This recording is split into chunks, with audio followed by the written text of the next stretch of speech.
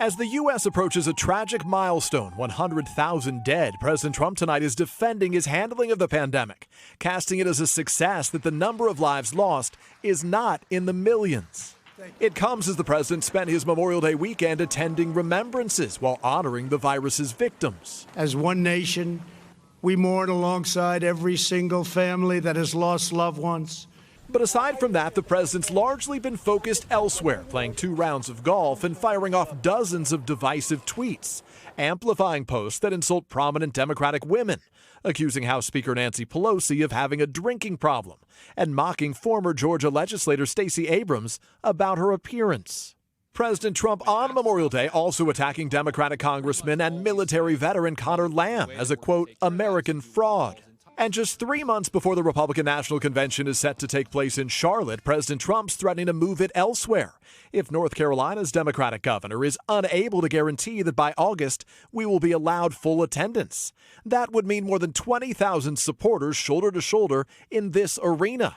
Just last weekend, the state recorded its largest daily increase in positive COVID cases. And Governor Roy Cooper says he does not know what situation his state will be in August. It's okay for political conventions to be political, but pandemic response cannot be. The president also taking a swipe at his Democratic opponent, former Vice President Joe Biden, who, unlike President Trump, wore a mask to his state's Memorial Monday. President Trump sharing this tweet making fun of Biden's choice. He's a fool, an absolute fool, to talk that way.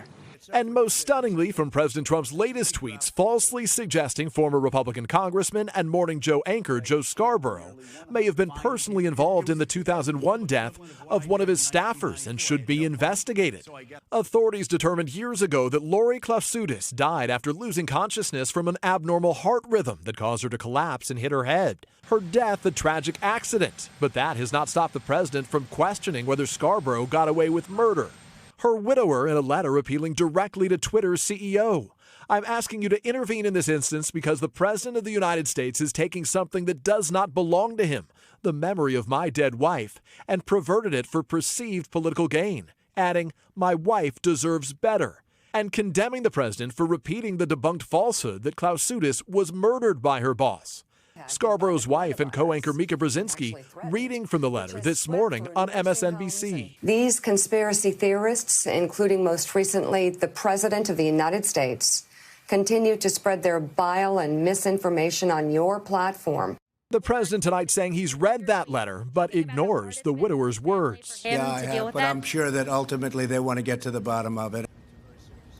In that letter, the staffer's widower urges Twitter to delete the president's tweets. Twitter has not taken them down, but tonight, for the first time, Twitter has posted fact checks beneath some of President Trump's tweets. Hey, NBC News fans, thanks for checking out our YouTube channel. Subscribe by clicking on that button down here and click on any of the videos over here to watch the latest interviews, show highlights, and digital exclusives.